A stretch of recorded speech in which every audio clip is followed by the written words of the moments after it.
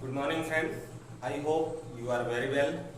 So today let we discuss about सामान्य हिंदी और हम चलेंगे हिंदी भाषा के विकास की यात्रा पे। तो हमने ये टॉपिक उठाया हुआ है लुसेंट के बुक से, सामान्य हिंदी से, और बिल्कुल स्टार्टिंग से पहला क्लास। पहले हम देखेंगे कि प्राचीन भाषा, मध्यकालीन भारतीय भाषा क्या है, कैसे कैसे, और उनका टाइम पीरियड क्या है, और उसके साथ जो आज हमारे डिस्कस का मुख्य विषय है, मुख्य पॉइंट है, वो है अपभ्रंश, अवहट्ट, ब्रज भाषा, अवधि भाषा और खड़ी बोली। क्लियर है बात? तो शुरू करते हैं प्राचीन भारतीय आर्य भाषा से। देखिए हिंदी विकास क्रम में, हिंदी भाषा के विकास क्रम में हिंदी भाषा आपकी आती है आधुनिक भारतीय आर्य भाषा के बाद।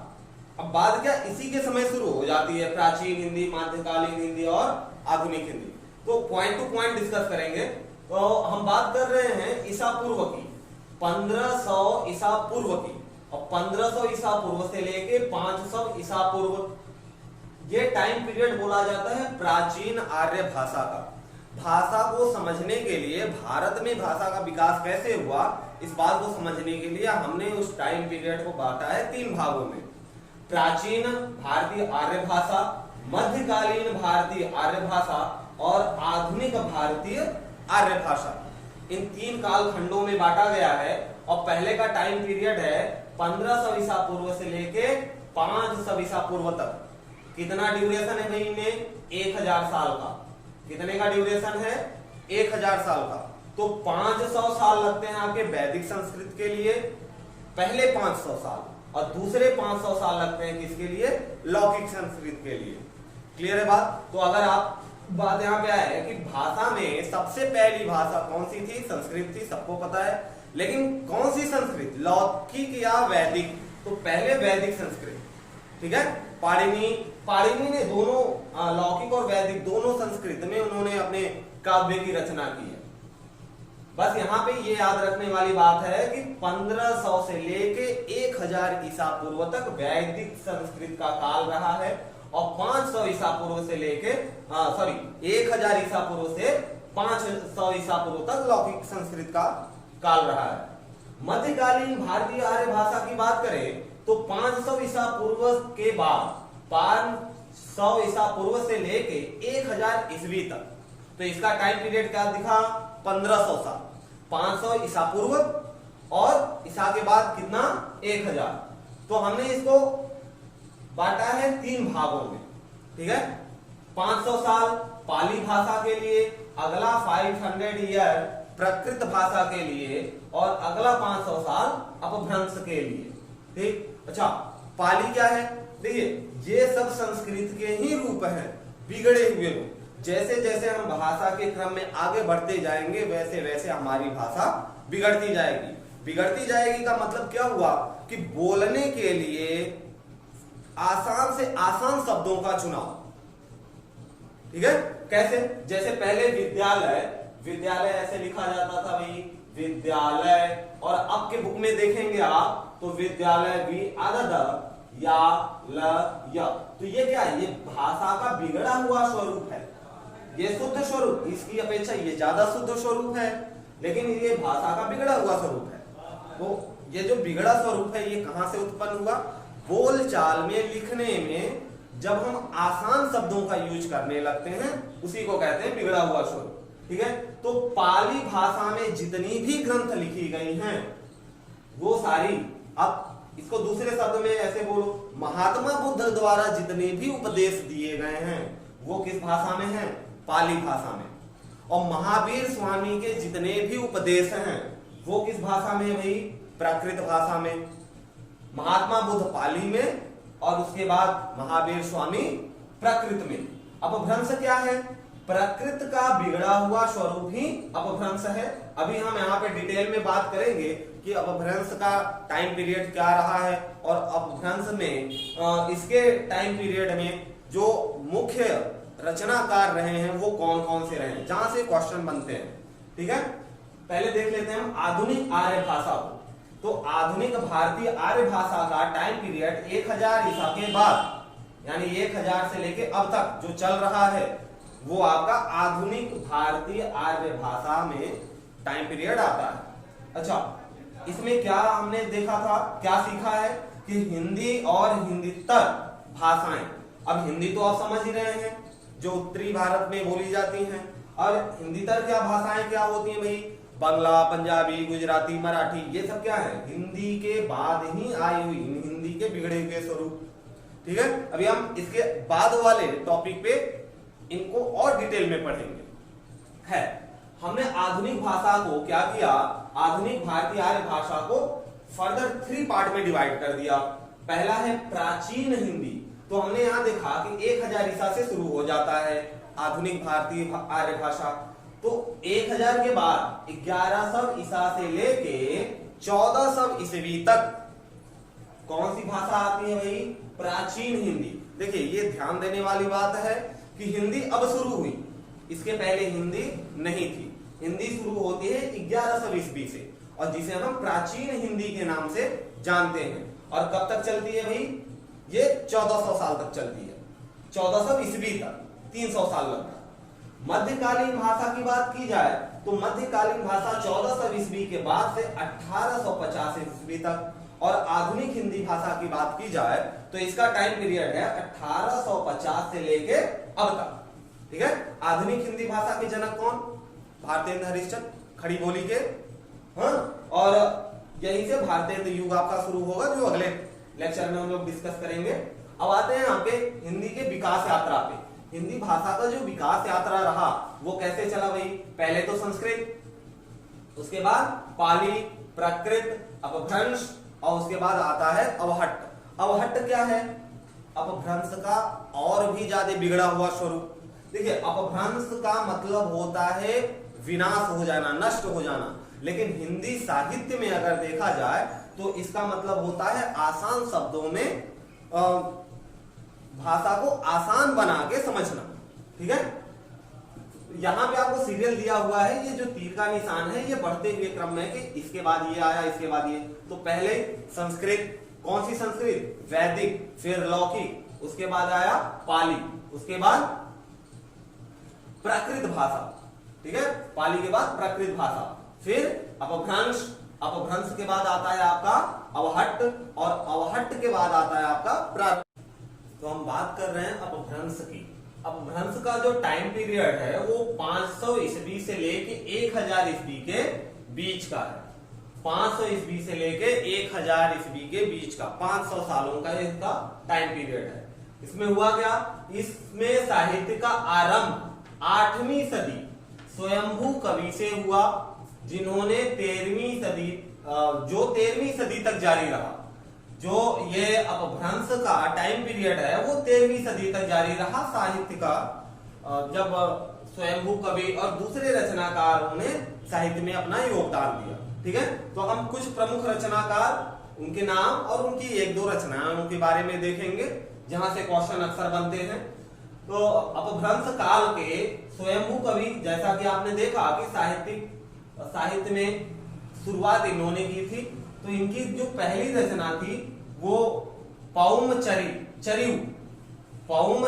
स्वयंभू कवि की पहली रचना। अब धनपाल उसी समय के थे, धनपाल कवि। धनपाल का जो रचना है भविष्यपत कहाँ, किसकी रचना है, धनपाल की। पुष्पदंत की बात करें, पुष्पदंत भी इन्हीं के समकालीन है, सब समकालीन कवि हैं। तो पुष्पदंत की रचना है महापुराण और जसहर चरियु, महापुराण और जसहर चरियु।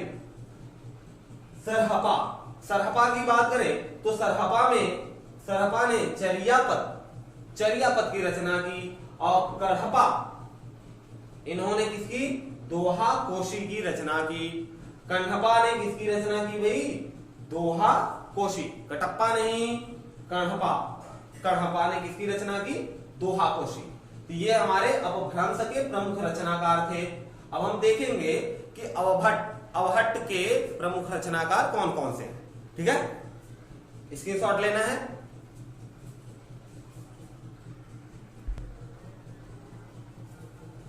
अवहट्ट, अपभ्रंश के बाद आया अवहट्ट।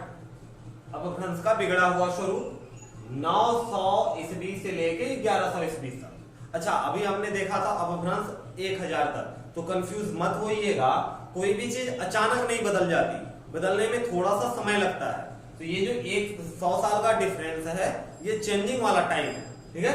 तो अवहट का टाइम पीरियड याद रखेंगे 900 से लेके 1100 ईस्वी तक। अच्छा, अवहट के टाइम पीरियड में जो प्रमुख रचनाकार हैं, उनके कुछ नाम हैं कुछ लोगों के, और उनके कुछ रचनाएं, जैसे अब्दुल रहमान, अब्दुल ला नहीं है, अब्दुल रहमान, इनकी क्या रचनाएं गई? संदेश राशक, ठीक। दामोदर पंडित, इनकी रचना उक्ति व्यक्ति प्रकरण, दामोदर पंडित उक्ति व्यक्ति प्रकरण। ज्योतिरेश्वर ठाकुर वर्ण रत्नाकर, ज्योतिरेश्वर ठाकुर की रचना वर्ण रत्नाकर। विद्यापति की रचना में कीर्तिलता, विद्यापति की रचना कीर्तिलता। और रोड़ कवि की रचना क्या है? राउलवेल। हाँ, तो ये 5 मुख्य रचनाकार हैं, जिनकी 5 मुख्य रचनाएं हैं। इनके साथ दूसरी भी रचनाएं हैं जिनको आपको बाद में देखना है। इसकी हम एक सीरीज ले आएंगे और ट्रिक भी ले आएंगे, ताकि याद करने में आसानी रहे। थोड़ा सा इंतजार करिए उसके लिए। अच्छा, हिंदी जिस भाषा समूह का नाम है, देखिए हिंदी कोई एक भाषा नहीं है, वो भाषा समूह है। हिंदी देवनागरी लिपि है, और देवनागरी लिपि से कई सारी भाषाएं मिलकर बनी हुई है, ठीक है।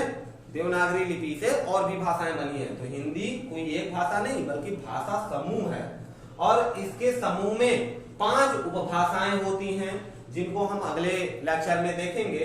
और तथा साथ में 17 बोलियां भी शामिल हैं। हिंदी भाषा में 5 उपभाषाएं हैं और 17 बोलियां हैं, जो कि हम अगले लेक्चर में बिल्कुल डिटेल में देखेंगे, ट्रिक के साथ, कि याद करने में, बोलियां और भाषाएं याद करने में दिक्कत ना हो, ठीक है। अवहट। ब्रज भाषा की बात करें तो ब्रज भाषा का प्राचीनतम उपलब्ध ग्रंथ, जो ब्रज भाषा में सबसे पुराना ग्रंथ लिखा गया है, सुधीर अग्रवाल के द्वारा प्रद्युम्न चरित 1354 में, प्रद्युम्न चरित 1354 में सुधीर अग्रवाल द्वारा सबसे प्राचीनतम ग्रंथ है किस भाषा में? ब्रज भाषा में। और अगर ब्रज भाषा के कुछ महत्वपूर्ण प्रमुख रचनाकारों का नाम देखें, तो यहां से देखिए संप्रदाय से क्वेश्चन बनता है, तो संप्रदाय जरूर याद रखिएगा। जैसे पुष्टि मार्ग संप्रदाय के जो कवि हैं, प्रमुख कवि सूरदास जी, हाँ, नंददास जी।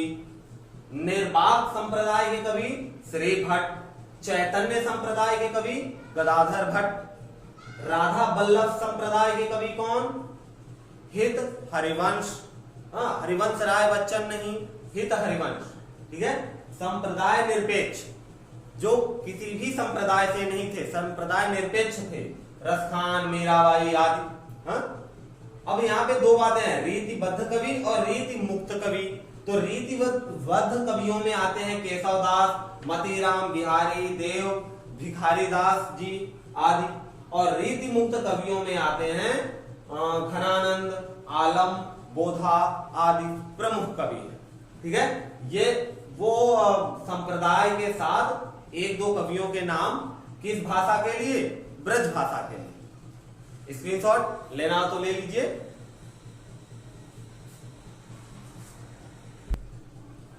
देखिए भाई, ब्रज भाषा के बाद आती है बात किसकी? अवधी की, ठीक है। अवधी भाषा लगभग 1500 ईस्वी के लगभग अपने चरम पे थी, क्योंकि 1500 के बाद ही आए थे आपके गोस्वामी तुलसीदास जी, और गोस्वामी तुलसीदास जी ने रामचरित मानस की रचना की थी अवधि में। कौन सी अवधि में भाई? बैसवाणी अवधि में। ये अवधि की उपभाषा है, बैसवाणी, ठीक है। अब जरा अवधि भाषा के कुछ प्रमुख रचनाकार के नाम देख लेते हैं। तो कुतबन ने रचना की थी मृगावती की, कुतबन मृगावती। जायसी ने पद्मावत की रचना की थी। मंझा ने मधुमालती, और उस्मान ने चित्रावली।